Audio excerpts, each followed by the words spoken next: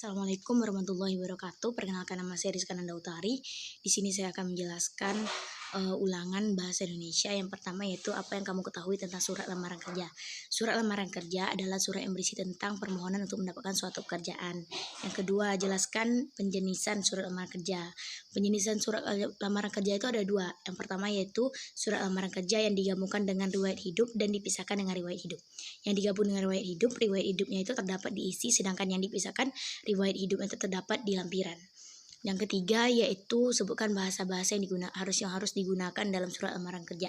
Yang pertama yaitu harus menggunakan bentuk yang standar. Yang kedua harus menggunakan bahasa yang baik dan benar. Yang ketiga harus menggunakan kata-kata yang sopan. Yang keempat, kata pengantar harus dibuat dengan singkat, jelas, dan padat. Dari media apa saja yang bisa didapatkan surat lamaran kerja? Yang pertama yaitu dari media massa, yang kedua dari seseorang, dan media-media lainnya seperti poster dan lain-lain. Selanjutnya, jelaskan sistematika surat lamaran kerja. Sistematika surat lamaran kerja yang pertama yaitu ada tempat dan nama pembuatan surat, tempat dan tanggal pembuatan surat. Yang kedua ada lampiran dan halaman, lalu ada alamat surat, ada salam pembuka, alinea pembuka, isi, penutup, salam penutup, tanda tangan, dan nama terang. Jelaskan tips-tips membuat surat lamaran kerja. Yang pertama yaitu harus menggunakan bahasa yang baik dan benar. Yang kedua yaitu harus menggunakan format yang rapi, menulis dengan format yang rapi. Yang ketiga, lampirkan hal-hal yang diperlukan.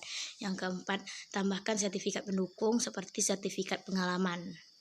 Terus jelaskan apa yang dimaksud dengan novel sejarah. Teks sejarah. Teks sejarah adalah teks yang berisi tentang kronologis yang terjadi di masa lalu yang bersangkutan dengan sejarah. Terus jenis teks novel sejarah termasuk ke dalam dikategorikan dalam novel apa? Novel sejarah dikategorikan ke dalam novel rekon atau novel ulang. Rekon terbagi menjadi 3. Yang pertama rekon pribadi, aktual, dan imajinatif.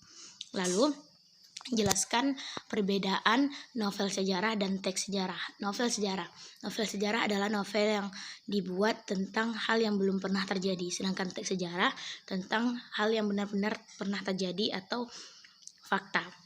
Sedangkan perbedaan opini dan fakta yaitu opini adalah hal yang belum tentu benar kebenarannya dan masih bisa diperdebatkan, sedangkan fakta adalah hal yang benar-benar terjadi dan tidak bisa lagi diperdebatkan kebenarannya. Lalu sebutkan struktur teks sejarah. Yang pertama yaitu orientasi atau pengenalan cerita, terus pengungkapan cerita, lalu menuju konflik, terus puncak konflik, terus resolusi atau penyelesaian masalah, terus koda atau pesan moral. Sebutkan nilai-nilai yang terkandung di dalam teks sejarah.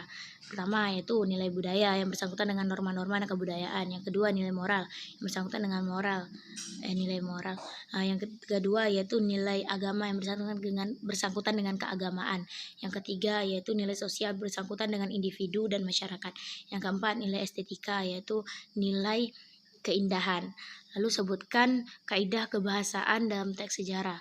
Kaidah kebahasaan dalam teks sejarah yang pertama yaitu menggunakan banyak kata lampau, menggunakan banyak kata kerja, menggunakan kata ganti waktu, menggunakan banyak kata sifat, kata kerja dapat dirasakan langsung oleh tokoh, dan menggunakan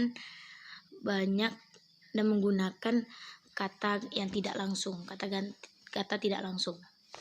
Lalu jelaskan apa itu teks editorial. Teks editorial adalah teks yang berisi tentang peristiwa aktual atau berita terbaru. Teks editorial, sebutkan strukturnya. Yang pertama yaitu pengenalan isu, argumen, dan penegasan. Jelaskan kaidah kebahasaan teks editorial, yaitu menggunakan kalimat retoris, menggunakan kata-kata populer, menggunakan banyak konjungsi, dan menggunakan kata ganti petunjuk. Yang direkomendasikan pada teks editorial yaitu yang pertama harus praktis, yang kedua benar-benar bisa diterima oleh penerima. Ini dalam teks editorial dapat berupa apa? Yaitu berupa kritik, kritik, penilaian, dan prediksi. Sekian presentasi dari saya Rizka Nandautari. Jika ada kesalahan, mohon maaf. Wabillahi taufiq wal hidayah. Wassalamualaikum warahmatullahi wabarakatuh.